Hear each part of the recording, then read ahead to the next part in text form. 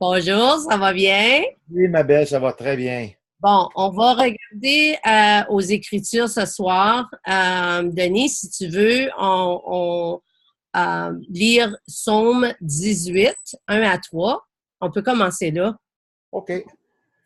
Ça commence au cœur, au chef de chœur du serviteur de l'Éternel de David. Il adressa les paroles de ce chant à l'Éternel après qu'il l'eut délivré de tous ses amis et de Saül. Il dit, je t'aime, Éternel, ma force. Éternel, mon rocher, ma forteresse, mon libérateur, mon Dieu, mon rocher où je trouve un habit, mon bouclier, la force qui me sauve, mon rempart.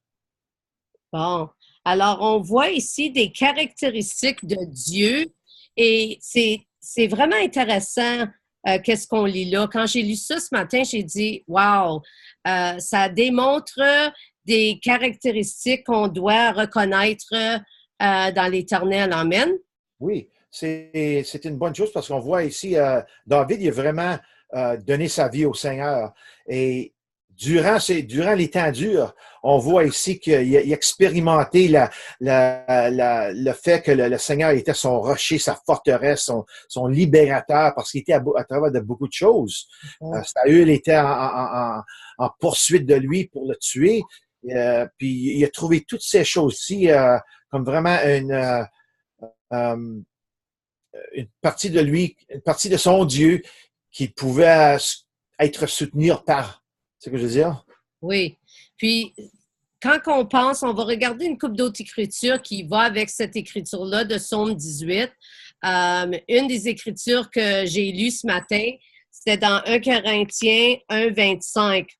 Puis, après ça, on va regarder aussi à 1 Pierre 2. Qu'est-ce que tu veux dire? 1 Corinthiens 5, Moi, je vais trouver 1 Corinthiens 1, si tu peux trouver 1 Pierre 2, 1 Pierre 2, 4 à 5. 1 Pierre 2, 4 à 5, 1 OK. Pierre 2, commence à verset 4. OK. Alors, 1 Corinthiens 1, 25 nous dit, en effet, la folie de Dieu est plus sage que les hommes et la faiblesse de Dieu est plus forte que les hommes. Alors, j'ai écrit ce matin, ça m'a vraiment touché cette écriture-là parce qu'on sait que Paul est en train d'essayer d'expliquer aux gens comment Dieu est tellement plus haut que nos pensées, est tellement plus grand, sa sagesse est tellement plus grande que la nôtre. Alors, c'est de même qu'il l'expliquait, mais c'est tellement bien dit parce que pourquoi qu'on s'accrocherait pas à Dieu quand on réalise que sa sagesse est tellement plus grande que la nôtre? On, Amen. on sait il est infaillible. Puis Ouais. la Bible dit aussi que l'Est et l'Ouest sont tellement opposés que nos pensées et ses pensées sont tellement opposées. Et même ça tourne dans tout aspect de qui il est et qui on est. Le plus on se rapproche de lui, le plus qu'on commence à connaître qu'il est tellement, tellement différent de toute manière. On dirait qu'à chaque fois qu'on veut faire quelque chose, on dirait que le Seigneur dit non, c'est sa manière-là, à 180 degrés. On dirait qu'il y a toujours un 180 degrés avec le Seigneur quand on pense à nos manières. C'est vrai. Alors, on voit sa sagesse est toujours plus élevée que la nôtre. Aussi, dans ma Bible, ça dit que Christ soit mort pour expier les péchés paraît stupide aux non-croyants qui voient la mort comme la fin du chemin, l'ultime faiblesse. Wow! C'est tellement triste de réaliser qu'il y a des gens qui pensent que tu vis une vie et après ça, c'est tout, c'est la mort, il n'y a rien d'autre. Alors, c'est quasiment déprimant. Mais Jésus n'est pas simplement mort. Sa résurrection a donné la preuve de l'autorité qu'il exerce sur la mort. Il nous sauvera de la mort éternelle et nous donnera la vie éternelle si nous l'acceptons comme sauveur et maître. Cela paraît si simple que beaucoup ne l'acceptent pas. Ça, c'est vrai. Il essaie d'obtenir la vie éternelle par d'autres moyens, la bonté ou par leur sagesse. Mais toutes ces tentatives sont vouées à l'échec. Les simples qui acceptent humblement l'offre de Christ, te parler de l'humilité dimanche, sont en fait les seuls vrais sages, car eux seuls vivront éternellement dans la présence de Dieu. Amen. Wow! Je vais donner un petit clip de ce qu'elle va parler dimanche, mais le Seigneur a réservé les meilleures choses pour la fin. Oh, wow, c'est bien dit. La fin, c'est pas la fin. La fin, c'est le commencement avec le Christ. Exactement. Oui. Je sais que quand on reçoit Jésus-Christ, on commence. Mais je parle que quand on va vivre avec lui sans péché, sans rien qui va nous tenter, sans rien, avec le Seigneur à tous les jours. L'Écriture de 1 Pierre 2,4, veux-tu que je la lise? Oui, vas-y. Oui. Approchez-vous de Christ, la pierre vivante rejetée par les hommes, mais choisie et précieuse devant Dieu.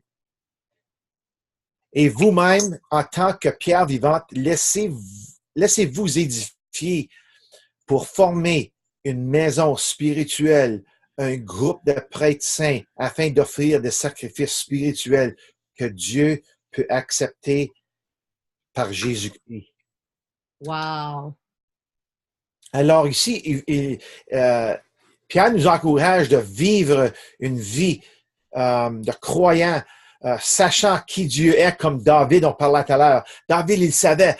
Nous, il faut qu'on connaisse Jésus comme notre rocher, notre libérateur, notre délivreur, notre tout en tout.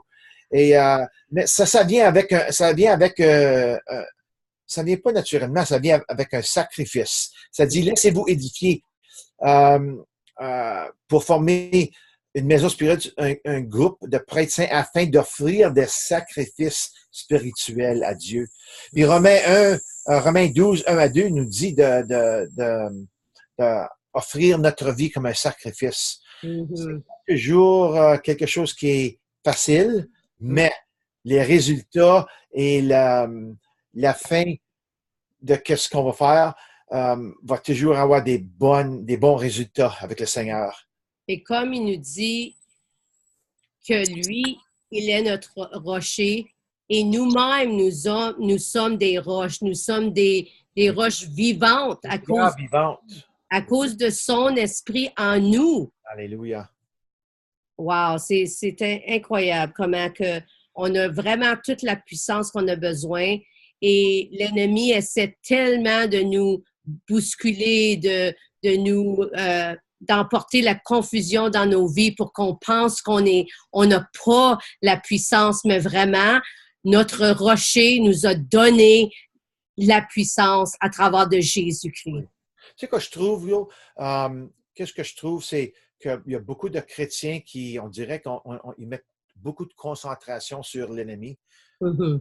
Je vais vous dire quelque chose ce soir, que si on met plus notre concentration sur notre Dieu, sur notre Sauveur, puis laisser le Saint-Esprit travailler en nous, on va pouvoir conquérir bien plus sans avoir la concentration sur l'ennemi. On dirait que les choses vont tomber plus en place, comme qu'on va aller. Mais on a toujours tendance à regarder qu'est-ce que l'ennemi fait. Concentre ta vie sur ce que Dieu veut que tu fasses, et puis tu vas trouver que les choses vont aller bien plus meilleures, plus doux. Je dis pas que ça va pas être, on va pas avoir des temps durs, non.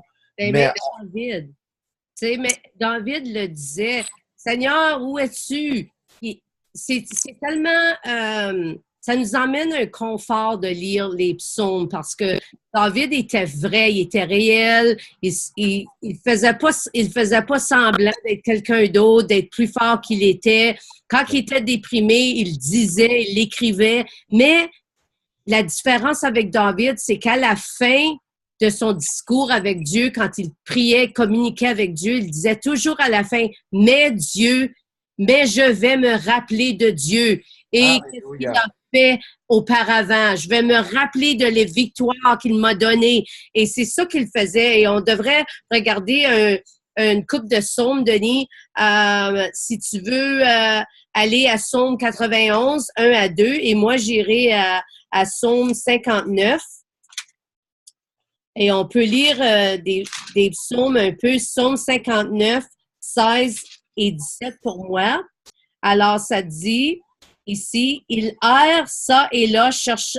Une minute là. Psaume 59, 16 et 17. Oui. Ils errent ça et là, cherchant leur nourriture et ils passent la nuit sans être rassasiés. Quant à moi, je chanterai ta force. Dès le matin, je célébrerai ta bonté, car tu es pour moi une forteresse, un refuge quand je suis dans la détresse. Alors, c'est important de savoir, quand on est dans la détresse, il y en a qui se sauvent de Dieu, il y en a qui décident, « Ah, je me sens pas bien, je vais pas à l'église, je vais à travers des temps durs. » Mais non, David, il nous dit ici qu'il court à Dieu, il trouve sa refuge en Dieu quand il est dans la détresse. Amen. Oh, il faut que notre course, notre poursuite soit pour lui. Peu importe qu'est-ce qu'on va à travers, parce qu'on va trouver que aussitôt qu'on se détourne on arrête de le rechercher à cause qu'on se sent trop overwhelmed, je ne peux pas dire surmonté par toutes sortes de choses. On va se trouver dans encore plus pire si on ne court pas au Seigneur. C'est marqué, celui qui habite sous l'abri, 91, 1, 2, dit, celui qui habite sous l'abri du Très-Haut repose à l'ombre du Tout-Puissant. Ici, on parle d'un repos dans lui. Avec Jésus, on a un repos en lui. C'est lui qui nous a, qui est mort pour nous, qui est ressuscité pour nous. C'est lui qui nous donne son Saint-Esprit. C'est lui qui nous donne sa puissance. Et la Bible nous invite en Hébreu de entrer dans son repos. D'entrer dans son repos. Ça continue, verset 2. Je dis à l'Éternel, tu es mon refuge et ma forteresse, mon Dieu en qui je me confie. Ça, c'est tout un grand sens de confort, de sachant que si je vais au Seigneur, ça va être OK. Oui. C'est aussi important d'encourager les nouveaux sauvés quand ils viennent au Seigneur, parce que je me rappelle quand j'étais premièrement sauvée, je passais des temps, je sais que l'ennemi essayait de voler la semence en moi et il me décourageait, il me disait des choses, toutes sortes de choses. Puis, j'étais contente que j'avais l'Église, j'avais des croyants et des amis qui étaient croyants que je pouvais leur parler. Et quand on allait à l'étude biblique, ça nous aidait, ça nous encourageait, même si que on passait des temps durs. Juste quand tu es assis en dessous de la parole, quand tu entends la parole, ça t'encourage. Ça te donne comme un nouveau souffle. C'est bon aussi parce que quand tu deviens chrétien, tu entres dans une famille, une famille de croyants. Et souvent, si on va travailler, quand on va travailler des temps qui sont durs, on va à Dieu, mais aussi on devrait aller à l'Église avec les croyants, avec nos amis, notre vraie famille spirituelle. Parce que c'est là où on va trouver la sagesse, on va trouver des paroles qui vont nous élever, qui vont nous aider à sortir de là. Mais si on recule, puis on va dans notre petit coin, puis on se cache là, puis on dit oh, ça va mal spirituellement, ça aide pas. Même si on va au Seigneur, il faut aussi aller à l'Église. L'Église est là pour. Oui, il y a une écriture qui parle de ça, hein, que comme qu'on voit la journée s'approcher, la fin s'approcher, qu'on doit se rassembler encore plus. Ça, c'est en hébreu, je crois. Oui, j'y pense, là, je ne sais pas exactement c'est où, mais c'est tellement vrai parce que le Seigneur nous donne une famille de Dieu pour qu'on puisse prier ensemble, quand on loue ensemble, comme dimanche, on a loué ensemble, puis c'était tellement riche, la louange, quand on est ensemble, puis tout le monde qui chante, puis les paroles prophétiques qui sortent et c'est tellement beau. C'est comme ça ça devient une symphonie de musique pour le Seigneur. Puis, je crois vraiment que le ciel descend quand on est ensemble. Alors, il y a rien de pareil que ça.